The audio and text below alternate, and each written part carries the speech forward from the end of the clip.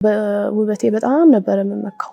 ልክ ሱሪ ለብሼ ስቆም በቁሜ ሽንቴን ይለቅ ነበር። ያልተገባ አለባበስ በመልበስ እግዚአብሔርን እጅግ አድርጌ ያሳዘንኩ ሰው ነኝ። ስለ ዓለማዊ ነገር እየጎመጁ የእግዚአብሔር መሆን አይቻልም። መልእክቱን ዝም ብላችሁ ተቀበሉ አልተባልንም። በጸሎት ጠይቁ ነው የተባልነው። እኔ በረት ውስጥ ሆኜ ያገኘሁት ነገር ቢቆጠር ራሱ አያልቅም። የተለያየ ነገር መዋቢያ ነገሮችን መጠቀሜ ትክክል እንዳልነበረ ሁላችንም እኔ ጤነኛ ነኝ የምንለው ነገር እውነት እንዳልሆነ ባንኛ የምነሳበት ጊዜ ነበረ። ወደ ሀገርሽ ግቢ እየተባልኩ ማለት ነው። ያመጣሁትም ገንዘብ በወንድ ተዘረፈብኝ። እግዚአብሔር በዛ በጸሎት ውሃ ብዙ ተአምርን ያሳየኝ ነበረ። እኔ ሱሪ ከምለብስበት፣ እኔ ሊፕስቲክ ከምቀባበት፣ እኔ ከምኳኳልበት ዓለም ነው ንግስተ ነገስታት ማርያም ዘኢትዮጵያ የመጡት ማለት ነው። እና ለእግዚአብሔር አሁን ይሄን ለከፈለው የህይወት ዋጋ እኛ ምንድነው የምንከፍለው እያልኩኝ ውስጤ በጣም ያስባል። ከመጣ በኋላ በእሳቸው መልእክት ብዙ ነገር ነው እኔ ያገኘሁት። በስግደቱ ሲያሸቱት እየሮጠ ወደ ቡናው መሄድ ጀመረ እባቡ ማለት ነው። ቤቴ ሞላ አልሞላ አልጨነቅም። ጸሎቴ ሁሉ ስለ ጽድቁ ነው። አሁን ልጆች ሰጥተኛል፣ ቢያንስ በነዛ ልጆች እንኳን እንድከስህ ፍቀድልኝ። የተደረገልኝ ነገር ብዙ ነው፣ የገለጽኩት ግን ጥቂቱን ነው።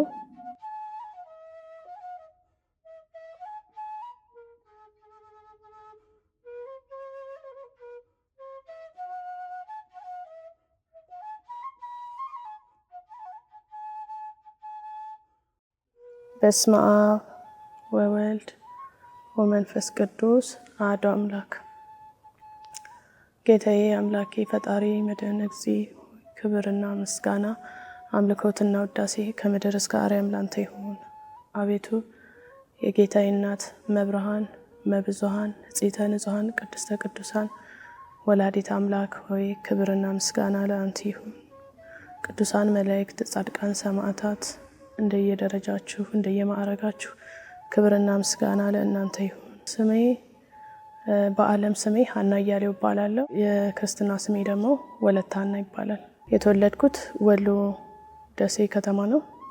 ደሴ እስከ 10 ዓመቴ ድረስ ከተማርኩኝና ከዛ ካደኩኝ በኋላ ከ10 ዓመቴ በኋላ አዲስ አበባ መጣሁኝ። ከዛ አዲስ አበባ ደግሞ አዲስ አበባ ትምህርቴን እንዲሁ ቀጠልኩ። አዲስ አበባ ከልጅነቴ ጀምሮ ማለት ከ5 ከ6 በቃ ነፍስ ካወቅኩበት ከ7 ዓመት ምናምን ጀምሮ ቤተክርስቲያን ያው ጥምቀት ላይ በአብዛኛው ጥምቀት ላይ ነው የምንሄደው እና ጥምቀት ሲሄድ የምፈልገውን ነገር እጠይቀው ነበር እግዚአብሔርን። እና አንድ ጊዜ 2ኛ ክፍል ተማሪ ሆኜ አባቴ ዝም ብሎ ምን የሆነ ስለተስያለውና ቅዱስ ገብርኤልን እደግሳለሁ አለ ማለት ነው። እና እንደዛ ሲል አባቴ ተስያለሁ ሲል ስሰማ እኔ ደግሞ ስለተሳልኩኝ አባቴ ሲጋራ ያጨስ ስለነበረ ቅዱስ ገብርኤል አባቴን ከሲጋራ ማጨስ እንትን በለልኝ፣ ሲጋራውን አስቆምልኝ ብዬ ተሳልኩ ማለት ነው። እና አባቴ አቆመ፣ ሲጋራውን አቆመ። እና አባቴም ካቆመ እንትን ካለ በኋላ እኔ ከቤተሰቤም ከተለየው በኋላ ቅዱስ ገብርኤልን እዘክር ነበረ እስከ ተወሰነ ጊዜ ድረስ። እና አስተዳደጌ እኔ መንፈሳዊ ያው ቤተክርስቲያን ለጥምቀት ከመሄድ ውጪ እንትን አይደለሁኝም፣ ሰንበት ተማሪ ምናምን አላደኩም። ግን ለጥምቀት ሲሄድ እሳላለሁ የምፈልገውን ነገር ማለት ነው እሳላለሁ። ከዛ በኋላ 6ኛ ክፍል ተማሪ ያለሁ የስቅለት ፊልም አየሁ። እና የስቅለት ፊልም ካየሁ በኋላ እግዚአብሔር ለኛ የሆነልንን እግዚአብሔር ለኛ የከፈለልንን ዋጋ እያሰብኩኝ በጣም ውስጤ መነካት ጀመረ። ማለት ይሄ ሁሉ ዋጋ ተከፍሎልናል ለካ። እና ለእግዚአብሔር አሁን ይሄን ለከፈለው የህይወት ዋጋ እኛ ምንድነው የምንከፍለው እያልኩኝ ውስጤ በጣም ያስባል። ከዛ በኋላ ቤተክርስቲያን ብዙ ጊዜ እሄዳለሁኝ። እሁድ እንትን እላለሁ፣ አስቀድሳለሁ፣ ጸሎት ምናምን አደርሳለሁ። ትምህርት የቤተክርስቲያን ትምህርት ስማር እንትን አልልም፣ አልረሳም። አዲስ አበባ እስከ 10ኛ ክፍል ከተማርኩኝ በኋላ የ10ኛ ክፍል ውጤት አልመጣልኝም ነበር። ከዛ በኋላ ያው በዛ ሰዓት ሁሉም ብዙ ሰው ወደ አረብ ሀገር ነበረ እንትን የሚሄደው። እኔም እንደ ሁሉም ሰው የአረብ ሀገር እንትን ፕሮሰስ ጀምሬ ወደ አረብ ሀገር ወደ ኩዌት ሄድኩኝ ማለት ነው። 2005 ላይ ወደ ኩዌት ሄድኩኝ። ወደ አረብ ሀገር ስሄድ ከቤተሰብ ጋር ንግግር ነበረኝ ከእናቴ ጋር ማለት ነው። እኔ ላንቺ ቤት ሰርችልሽ፣ በኪራይ ቤት ነበር የምንኖረው፣ ቤት ሰርችልሽ አንቺን ማሳረፍ ነው የምፈልገው አልኳትና ሄድኩኝ ማለት ነው። ከዛ ሄጄ እሷ ደግሞ ደስተኛ አይደለችም። አይ ለቤት መስሪያ ሳይሆን እኔ ለምኖርበት ገንዘብ ልትልክልኝ ይገባል አለችኝ። እናቴ እሺ አልኩኝ። እልክ ነበረ፣ እናቴ ትኖርበት ነበረ በዛ ገንዘብ። ለመኖርም የተወሰነ ተቀማጭም ነበረኝ። ከዛ በኋላ መጣሁኝ። ስመጣ ቤተሰቦቼ ወንድሞቼም 2 ወንድሞቼ አሉ እና እናቴም ያስቀመጠችልኝ ገንዘብ ህይወታችን የሚቀይር ለሷም ለኔም ቤት ሰርተን የምንኖርበት አልነበረም። ስመጣም እኔ መንጣት በመፈልግበት ሰዓት አልነበረም። ማለት ቤት የሚሰራ ቤት የሚገዛ ገንዘብ ሲኖረኝ ወይንም ጥሩ ስራ የሚያስጀምረኝ ገንዘብ ሲኖረኝ ነበረ ለመምጣት ያሰብኩትና እናቴን እየደወልኩ ጠይቃት ነበረ እና ብሩ በቃም አልበቃም ምንም ሆነም አልሆነም በቃ ሀገሬ መግባት አለብኝ አልኩኝ። ብሩ ይበቃል ወይ ስላት ይበቃል አለችኝ። መጣው ስገባ አገር ላይ ያለው ነገር እንደዛ አይደለም። አንደኛ ኑሮ በጣም ተወዷል። ያው ሆኖም ባለው ገንዘብ ቤትም ባልገዛ ቦታ ገዝቼ ምናምን ነበር ገዛሁኝ። ከዛ በኋላ ህይወት ቀጠለ፣ መኖር ጀመርን። ከዛ ስንኖር ስራ የሚያስጀምረኝ ገንዘብ አላገኘሁም። ያው እዚህ ጋር ለመናገር እናቴ የሌላ እምነት ተከታይ ናት። የሌላ እምነት ተከታይ ናት። የኦርቶዶክስ ወይንም ደግሞ ርትዕት አይደለችም። እና እናቴና እኔ በእምነትም በጣም እንለያያለን እና የእናቴ አስተሳሰብና የኔ አስተሳሰብም በጣም የተለያየ ነው። ምንም በቃ በገንዘብ በኩል ምንም ልንግባባ አልቻልንም። በስራ በኩልም ምንም ልንግባባ አልቻልንም። በቃ ሀገር ውስጥም ብቻዬን ወጥቼ ብቻዬን ወርጄ ሰርቼ የምለወጠው ነገር ስለሌለ ብዬ ድጋሜ ወደ አረብ ሀገር ለመሄድ ወሰንኩኝ። አረብ ሀገር ሄጄም ላለመመለስ አገሬ ላይ አልኖርም፣ ከሀገሬ መውጣት ነው የምፈልገው ብዬ ለመውጣት ወሰንኩ ማለት ነው። መጀመሪያ ይቅርታ ወደ ኋላ ልመለስና ማለት ነው። መጀመሪያ እኔ በተክሊል አግብቼ መኖር ነው የምፈልግ የነበረው ሀገሬ ላይ ያለው ማለት ነው። ወደ ውጭ መውጣትም አልነበረም፣ ምንም አይደለም። ግን እንደ ሰው እንደሚያቅደው ሳቅድ ትምህርቴን መማር፣ ከዛ በኋላ በስራ ሰርቶ ትልቅ ደረጃ መድረስ፣ ከዛ በኋላ እግዚአብሔር የሚወደውን በተክሊል ጋብቻ አግብቼ እግዚአብሔር የሚወዳቸው ልጆች ወልጄ መኖር የሚል አይነት አስተሳሰብ ነው የነበረኝ እና ውጪ ደርሼም ስመጣ ያ ነው እቅዴ የነበረው ማለት ነው። ከዛ እናቴ ለምንድነው ማታገቢው? ሁሉም ሰው ያገባል ይወልዳል፣ አግቢ ውለጂ የሚል የዕለት ከዕለት ጭቅጭቅ ነበረ። ሁሉም አግብቶ እየወጣ ነው፣ አግብተሽ ለምን አትወጭም? እኔስ እንደመጣሽ አግብተሽ የምትወጪ ነበር የሚመስለኝ እያለች በጣም ተጨቅጭቀኝ ነበረ። እኔ ድሮ በጣም ቀሚስ ለባሽ ነበርኩኝ።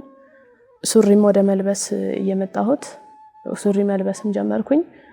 በቃ እናቴ ከምትለኝ ነገር አንጻር ሰው እንዲያየኝ፣ ወንዶች እኔን አይተው እንዲመኙኝ አይነት ሰው የሚያደርገውን አይነት እይታ ማሳየት ጀመርኩኝ።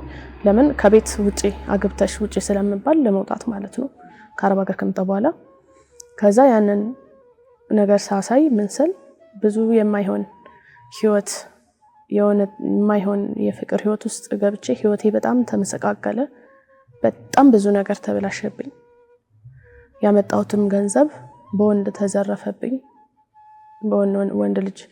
ወንድ ጓደኛ ብዬ ያስኩት ሰው ዘርፎኝ በልቶብኝ እጄ ባዶ ሆነ። ከዛ በኋላ በቃ የመጨረሻ የወሰንኩት ውሳኔ እጄ ላይ አረብ ሀገር የምታስኬድ ትንሽ ብር አለችኝ። በዛች ብር እሄዳለሁ ወደ ኢትዮጵያ። ድጋሚ ላለመመለስ ወስኜ ነበር የሄድኩት ወደ አረብ ሀገር ማለት ነው።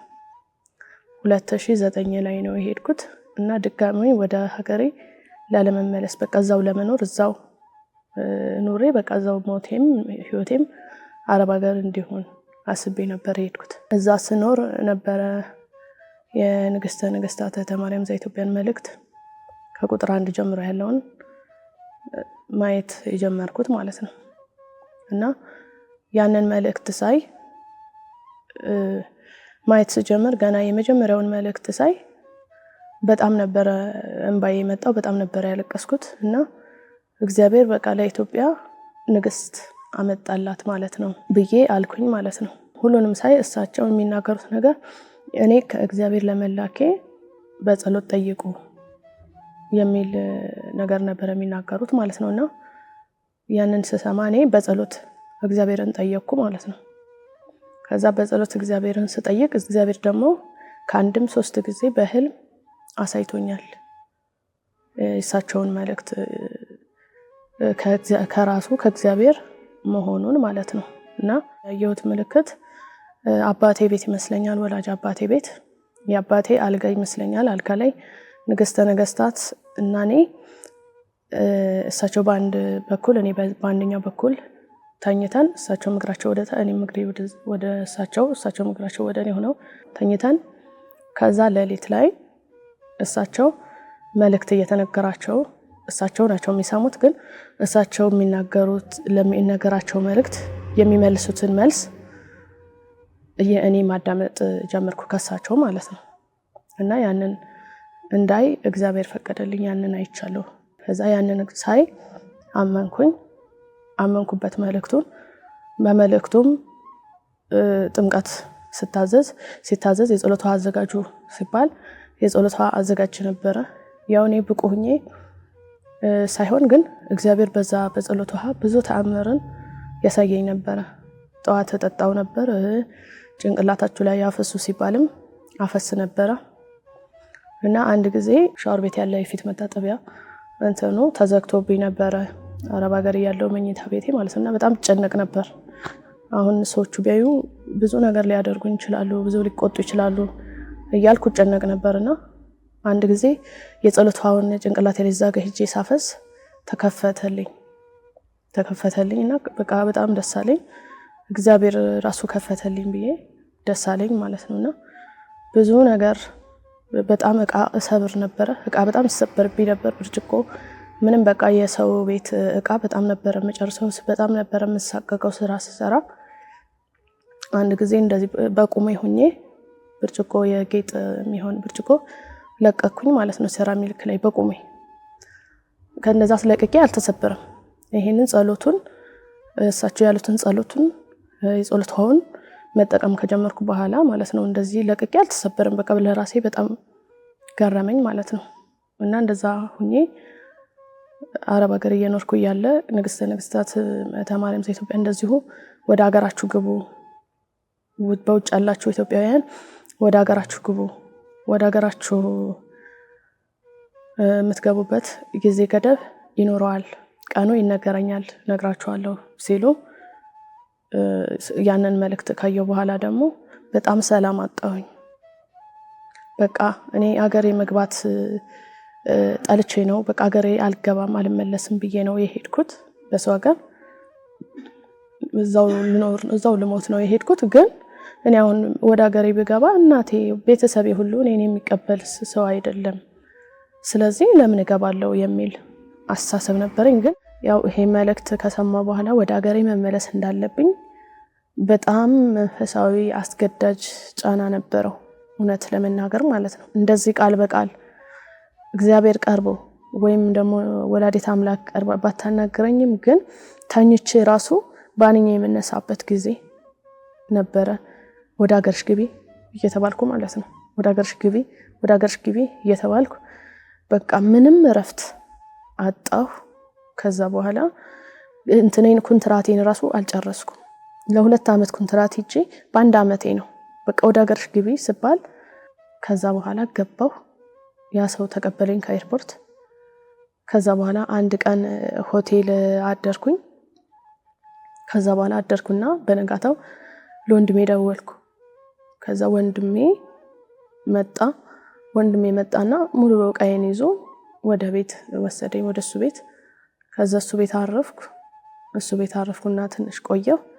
ከዛ ለራሴ እሱ ቤት ለአንድ ሳምንት ስቀመጥ ለራሴ ውሳኔ ወሰንኩኝ። ከዚህ በኋላ እናቴ ጋር አልመለስም አልኩ ማለት ነው። እና ትንሽ እዛ ሆኜ መንፈሳዊ ነገሮችን ማዳመጥ፣ የመናፍስቱን አሰራር ማወቅ፣ እንደዛ አይነት ነገር ስላወቅኩኝ ከሷ ጋር መኖሬ ትንሽ ከበደኝ። ያለችበት ህይወት ሌላ እምነት ውስጥ ስላለች ብቻዬን ለመኖር ምንም አይነት ፈተና ውስጥ ብሆን፣ ምንም አይነት ችግር ውስጥ ብሆን፣ ያው ንግስተ ነገስታትም መጀመሪያ መልእክቱን ሲናገሩ ውጭ ከምትሆኑ አገራችሁ ገብታችሁ ለምናችሁ ብትበሉ ይሻላል የሚለውንም ነገር ስለሰማ በቃ እስከዛ ድረስ እስክደርስ ድረስ ቀበለዋለሁ አደርገዋለሁ ብዬ ወስኜ ከዛ በኋላ ቤት ፈልጌ መከራየት አለብኝ አልኩኝ። ከወንድሜ ቤት ወጥቼ ቤት መፈለግ ጀመርኩኝ። ቤት ሱቅ አገኘው። በቃ እንደውም ለምን ሱቅ አልሰራም አልኩኝ። ሱቅ እየኖርኩኝ ሱቅ መስራት ጀመርኩ። የተሻለ ነገር ነበረው እና ባለቤቴንም በዛው ሱቅ ላይ ያለው ተዋወቅን። ከዛ በቃ ከባለቤቴ ጋር እየሰራን መኖር ጀመርኩኝ። ልጆቼንም እግዚአብሔር ልጆችም ሰጠኝ። እዚህ ወደ ገዳም ወደ መስቀለ እግዚእ ለመምጣት እኔ አላወቅኩትም ቦታውን ማለት ነው። አድራሻውን አላውቅም ነበር። መምጣት ግን እፈልጋለሁ። ከዛ በኋላ ብዙ ለመምጣት በቃ እየፈለኩ ቪዲዮዎችን ሁሉ ባይ ምንም አድራሻ የሚናገር ቪዲዮ ማግኘት አልቻልኩኝም። ከዛ የሆነ ልጅ መጣ አንድ ጊዜ እኔ ጋር መስቀል በደረቱ ላይ ያለበት ቲሸርት ለብሷል ልጁ ማለት ነው። እና አባ የት ነው ይሄ ነገር መስቀለ እግዚእ ነው እንዴ ምናምን፣ ከዛ ነው እንዴ የተሰጠህ ምናምን ብዬ ስጠይቀው አዎ ነው ንግስተ ነገስታት ናቸው የሰጡኝ ምናምን ነገር አለኝ። ከዛ በኋላ የት ነው ግን ቦታውን ታውቀዋለህ? እኔ መሄድ ፈልጌ ነበረ ምናምን ስለው ቦታው ወደ መርካቶ አካባቢ ነው፣ ወደ መርካቶ ነው ብቻ ብሎ ዝም አለኝ። ከዛ በኋላ በቃ አላወኩም፣ ዝም አልኩኝ። ከዛ እሳቸው ንግስተ ነገስታት ተማሪያም ዘኢትዮጵያ እኔ ያለሁበት ኮልፌ 18 ነው ብለው ተናገሩ አንዴ በቪዲዮ። ከዛ ያንን ተከትዬ እየጠየቅኩኝ መጥቼ ሰው አሳየኝ እና ወደዚህ ወደ መስቀለ እግዚእ መጣሁኝ ማለት ነው። እና እዚህም ከመጣሁኝ በኋላ ንግስተ ነገስታት ተማሪያም ዘኢትዮጵያ ብዙ እዚህ ከመጣ በኋላ በእሳቸው መልእክት ብዙ ነገር ነው እኔ ያገኘሁት። በስግደቱ በጸሎቱ ውሃው እዚህ መጥቼ ዲያቆናት ነበሩ የከፈቱልኝ ያናገርኳቸው። ከዛ በኋላ ቄደር መጠመቅ እንዳለብኝ ተነገረኝ። ከዛ ሽብዬ እንትን አልኩኝ። ቄደሩን ምናምን ተጠመቅኩኝና ወደ መስቀለ እግዚእ ወደ ውስጥ ገብቼ እንድገለገል ተፈቀደልኝ ማለት ነው። እና እኔ አንድም ነገር ቅር የሚለኝ ነገር ምንድነው እስካሁን ባለው ነገር ይሄንን እሳቸው የሚናገሩትን መልእክት ከእግዚአብሔር መሆኑን ለማረጋገጥ ሁላችንም ኢትዮጵያውያን በጸሎት እንድንጠይቅ ተነግሮናል። ግን በጸሎት ከመጠየቅ ይልቅ በጎን አድርገን የመልእክቱን እውነተኝነት ከማረጋገጥ ይልቅ በሰው አሉባልታ ሰው በሚናገረው ጠላት በሚናገረው ነገር እያመንን በመልእክቱ ብዙ ኢትዮጵያውያን አንጠቀምም። የሚናገሩት ብዙ ነገር አለ ሰዎች ማለት ነውና እኔ እዚህ ስመጣ እኔ በፍቅር ነው በጥሩ አቀባበል ነው የተቀበሉኝ። በጥሩ ሁኔታ ነው እኔ ቄደር ተጠምቄ እንትን ያልኩት ማለት ነው ያጠናቀቅኩት። እና ደግሞ ምጽዋት ለተባለው ነገር እኔ አይደለም ገንዘብ ከኔ ሊቀበል ይቀርና እኔ ከዚህ ቤት በጣም ከእሳቸው ብዙ ነገር ተጠቅሜያለሁ። አንደኛ መጽሐፍ ተሰጥቶኛል እኔ አንብቤ እንደረዳ ሁሉንም ነገር እንዳውቅ ማለት ነው። ሁለተኛ ነገር ደግሞ ብዙ ቄደር ስጠመቅ እኔ ውጭ በፊትም ቤተክርስቲያንም ስጠመቅ ገንዘብ ከፍዬ ነው የተጠመቅኩት። እዚህ ስመጣ ግን ቄደርን በነፃ ነው የተጠመቅኩት።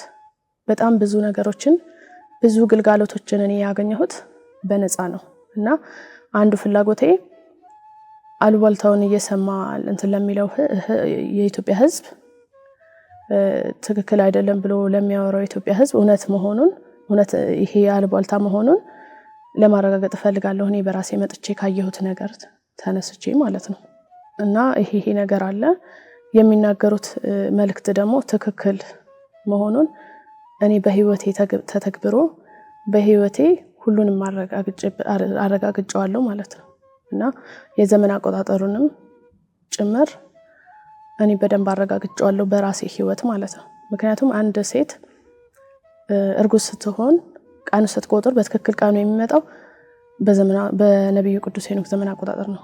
በባህር ሐሳብ ከሆነ ቀኑ ይዛባል በአግሜ ስላለች ማለት ነው 5 ቀን እየቀነሰ ይሄዳል እና በጣም ያስቸግራል።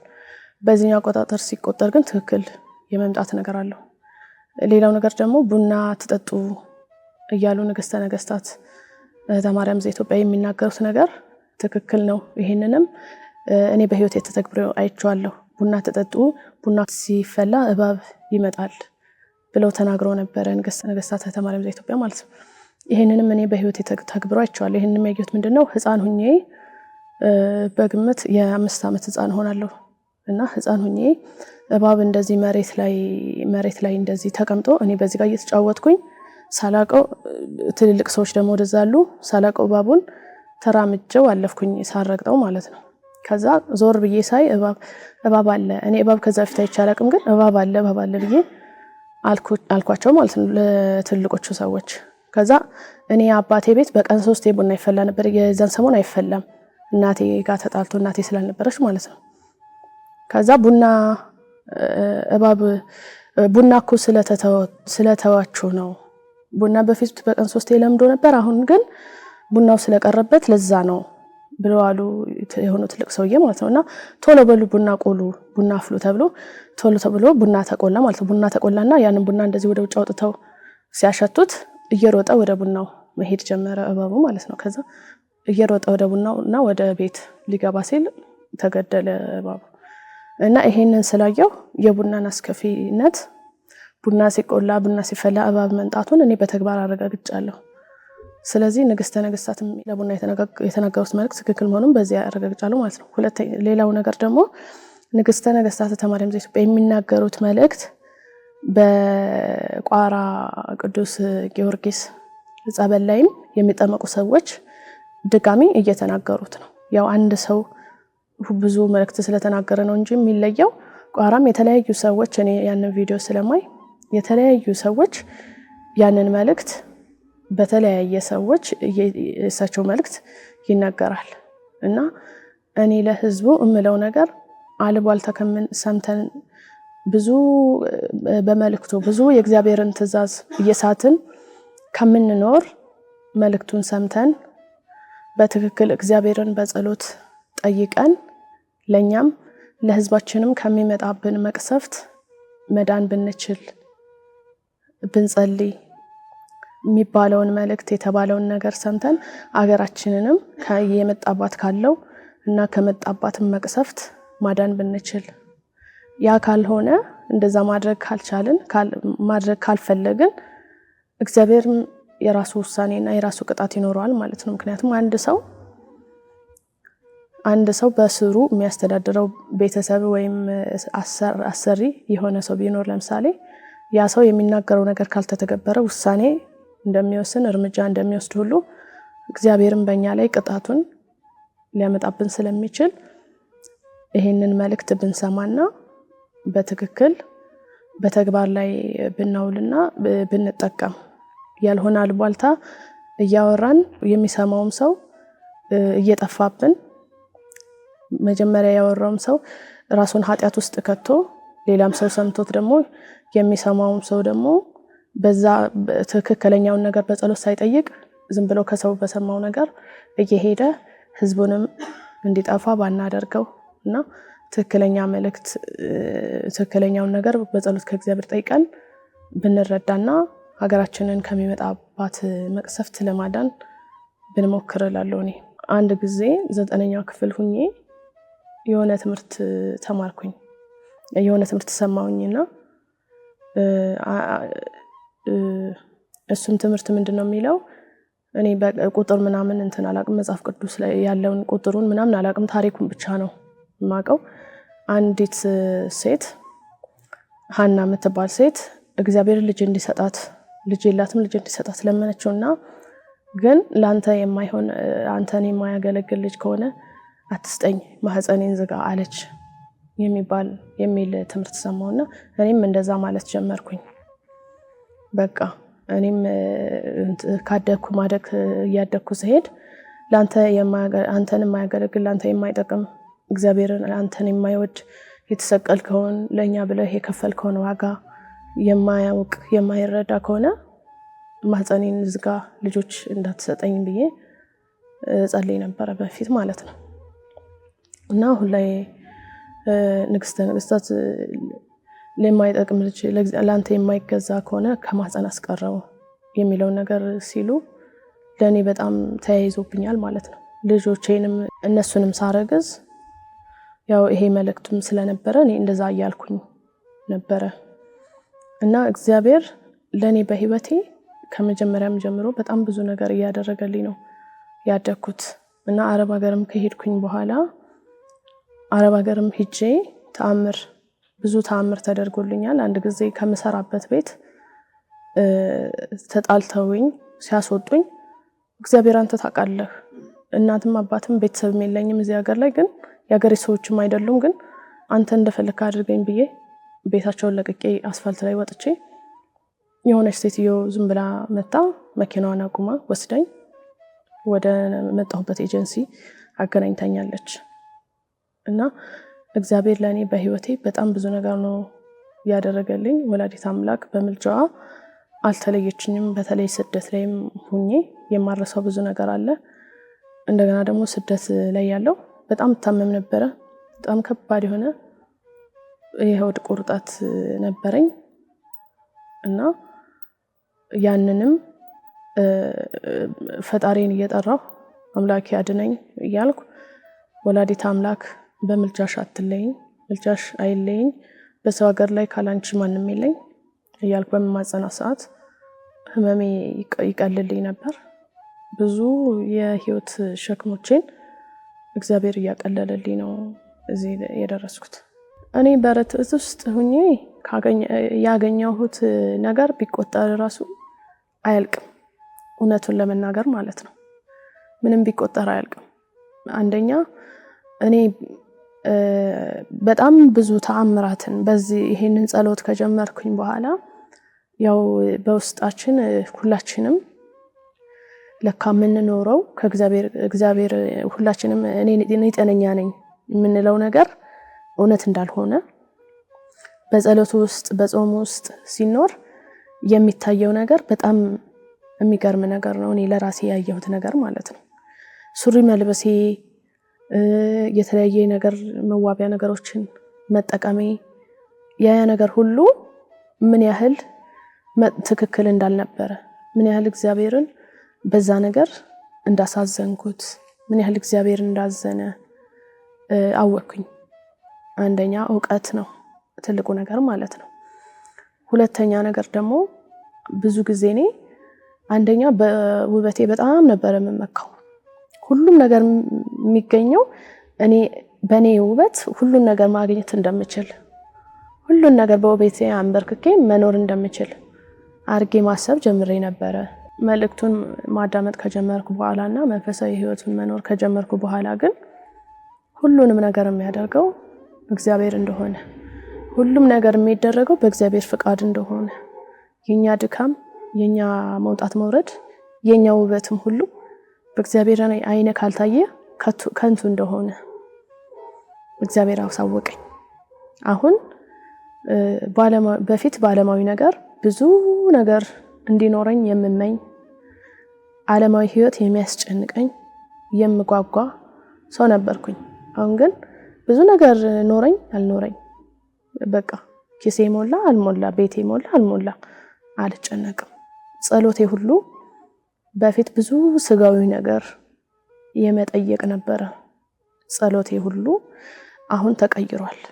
አሁን እግዚአብሔርን የምጠይቀው ጽድቁንና መንግስቱን እሹ እንደሚባለው ስለ ጽድቁ ነው። አሁን ጸሎት ማደርሰው እስከዛሬ ስለበደልኩት በደል ምን ያህል እንደሆነ የበደልኩትን በደል እንዴት አድርጌ ነው አንተን መከስህ ልጆች ሰተኛል ቢያንስ በነዛ ልጆች እንኳን እንድከስህ ፍቀድልኝ የሚል አይነት ጸሎት እንዲኖረኝ ብዙ ባለማዊ ነገር ለራሴም ለወለድካቸውም ልጆች ብዙ ዓለማዊ ነገሮችን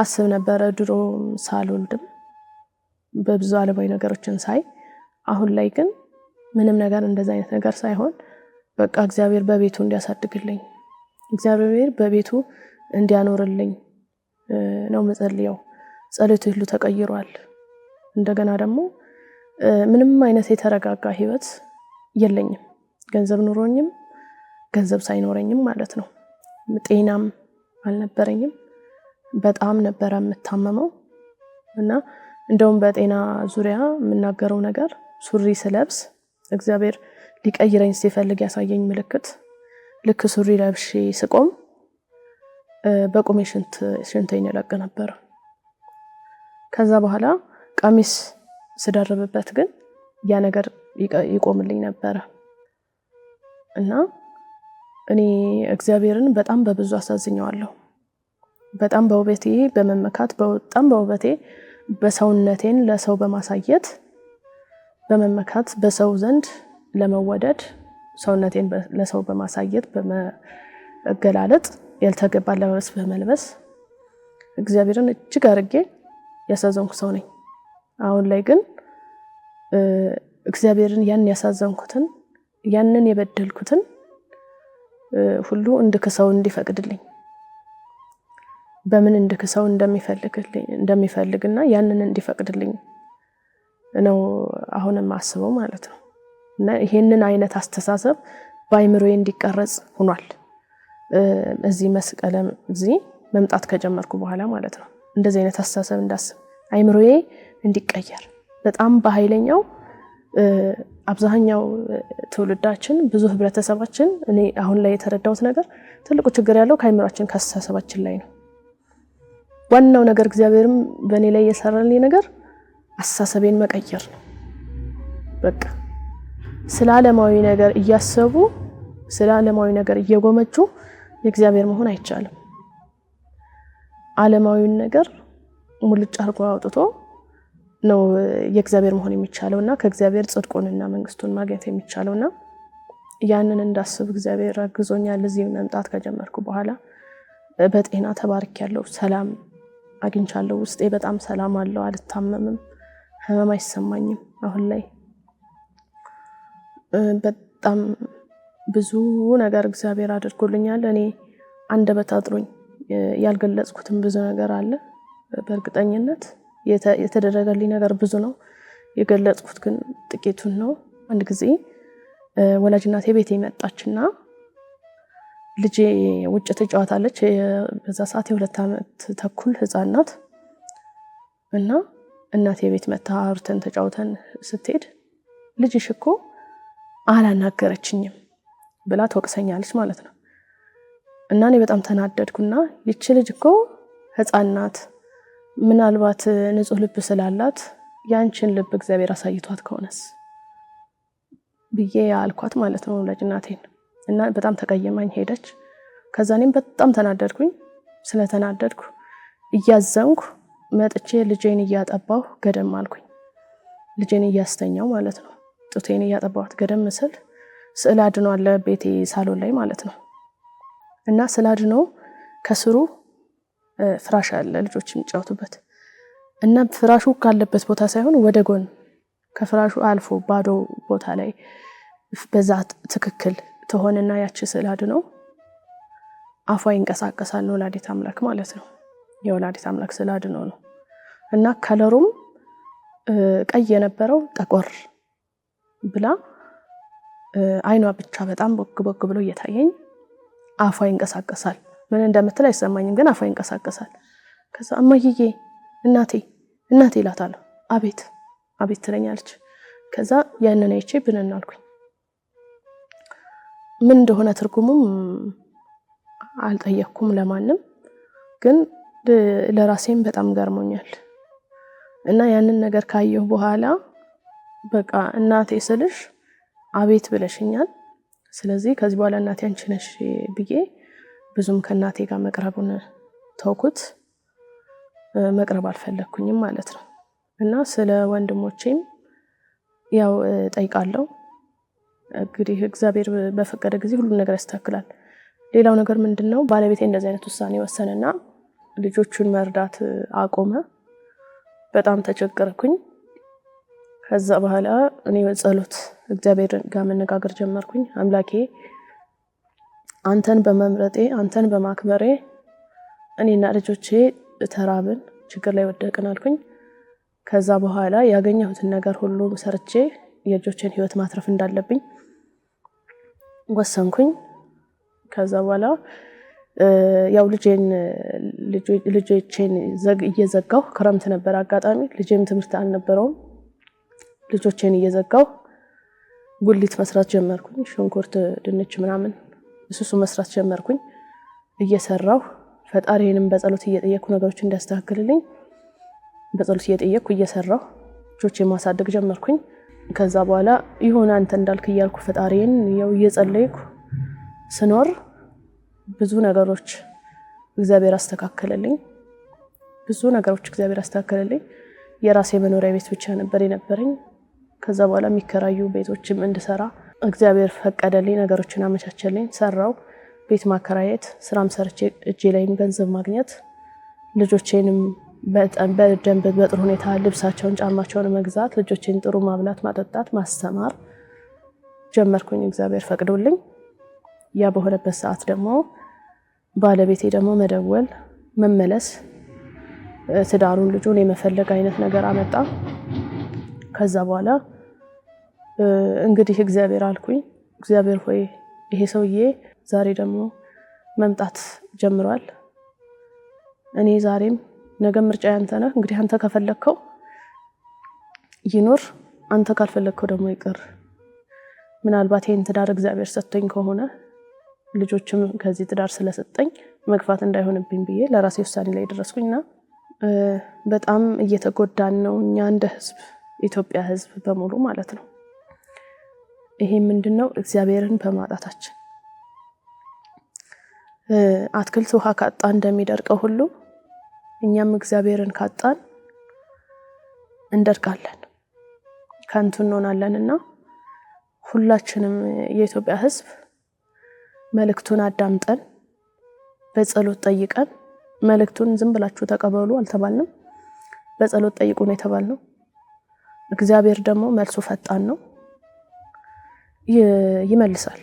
ማለት እኔ አንድ ደስታዬ ንግስተ ነገስታት ተማሪያም ዘኢትዮጵያ ይሄን መልእክት ሲናገሩ አንድ በጣም ያስደሰተኝ ያስፈነጠዘኝ ነገር አለ። የመጀመሪያው መልእክት ስሰማ ማለት ነው። ለምን ምንድነው የመጡት ከዓለም ነው። እኔ ካለሁበት፣ እኔ ሱሪ ከምለብስበት፣ እኔ ሊፕስቲክ ከምቀባበት፣ እኔ ከምኳኳልበት ዓለም ነው ንግስተ ነገስታት ተማሪያም ዘኢትዮጵያ የመጡት ማለት ነው። እግዚአብሔር ታርቆናል ብለው ንግስተ ነገስታት ተማሪያም ዘኢትዮጵያ ይሄንን ደስታ ከማብሰራቸው በፊት እኔ ያወቅኩት እሳቸውን ሲመርጥ ነው። በዓለም ውስጥ ያለ ሰው ሲመርጥ እኔንም ነው የመረጠው። ከኛ ውስጥ ያለ ሰው መምረጡ እኛን ሁላችንን በኃጢአት ያለንን ሰዎች እንደመረጠን፣ እኛ ውስጥ እግዚአብሔር የኛ መጥፋት እንዳሳሰበው፣ የኛ መጥፋት እንዳሳዘነው ነው እኔ የተረዳሁት። እና ሁላችንም ለምን ንግስተ ነገስታት ተማሪያም መልእክቱን ይሄን መልእክት ተናገሩ ብለን ከምንቀና እና በከፋ አስተሳሰብ ከምናየው በቀና አስተሳሰብ አይተነው በጸሎት ጠይቀን የእግዚአብሔርን እርቁን አግኝተን ከእግዚአብሔር የሚገኘው ነገር ምንም እልቆ ምንም ቢቆጠር ምንም ቢተመን በምንም አይነት መስፈርት መለካት የማይችል ስለሆነ የሱን በረከቱን በሱ ሕግና ስርዓት ኑረን ከሱ ቤት የሚገኘውን ጥሩ ህይወት ብናጣጥም ብንኖር ነው የምለው። ሌላው ነገር ምንድነው? ወደዚህ ወደ መስቀለ እግዚእ ስመጣ ያገዙኝ ብዙ ነገር እየተባበሩኝ በቀና ልብ ያዩኝ ዲያቆን ወልደሰንበትን እጅግ አድርጌ በጣም ማመስገን እፈልጋለሁ። በጣም ስለቀና ትብብራቸው ዲያቆን ወልደሰንበትን ማመስገን እፈልጋለሁ። ንግስተ ነገስታት ተማሪያም እግዚአብሔር እንዲያጸናቸው በእውነት እኔ በፊት አረብ ሀገር እያለሁም በእሳቸው ላይ የሚደረገውን ጫና አንዳንድ ሰው የሚያወራውን አለባልታ የሚያደርገውን ነገር የሚሰራውን ቪዲዮ ሁሉ እንዳያዩ አደርጋቸው። ይህን ነገር እንዳያዩ እንዳይሰሙ አይናቸውንም ጆሮአቸውንም ከልላቸው ብዬ እግዚአብሔርን እጠይቅ ነበር በጸሎት። ለምን ልባቸው ተሰብሮ ተጎድተው ይህን መልእክቱ የእግዚአብሔር መልእክት እንዳይቆም ስለምፈራ ማለት ነው። እና በዚህ በጽናት ቆመው ይሄን ሁሉ ፈተና የደረሰባቸውን ነገር ሁሉ ተቋቁመው እንደዚህ ለኛ እኔ ከሳቸው ብዙ ጽናትን ብዙ ነገሮችን ተምሬያለሁ። ለምን እኔ ከዚህ ወጥቼ ሲሄድ የሚያየኝ ሰው የእህተ ማርያም ተከታይ መጣች ነው የሚለኝ። ያንን ሁሉ እንድቋቋም ሁሉን ነገር ከሰው የሚደርሰውን ነገር ሁሉ እንድቋቋም የእሳቸው ጽናት አስተምሮኛል። እና እሳቸውን እጅግ በጣም አድርጌ ማመስገን እፈልጋለሁ። እግዚአብሔር አሁንም ያጽናዎት ማለት እፈልጋለሁ። እግዚአብሔር አይለየዎት፣ ወላዲተ አምላክ በምልጃዋ አትለየዎት። ለህዝቡ በጣም ትልቅ መልእክት እያስተላለፉ ነው። ትልቅ መልእክት ይዘዋል። እኔ ለልጆቼ አይደለም ለኔ አይደለም ለልጆቼ ለልጅ ልጆቼ ራሱ እድሜ ሰጥቶት ኑረው ይሄን መልእክት ቢሰሙና ቢለወጡ ደስ ይለኛል። ከእድሜ ላይ እድሜ ቀንሶ ቢሰጡት ደስ ይለኛል። በጣም ነው የምወዶት። እግዚአብሔር ያኑሮት፣ እግዚአብሔር ይስጥልኝ። ወስብሐት ለእግዚአብሔር ወለወላዲቱ ድንግል ወለመስቀሉ ክቡር ለይኩን።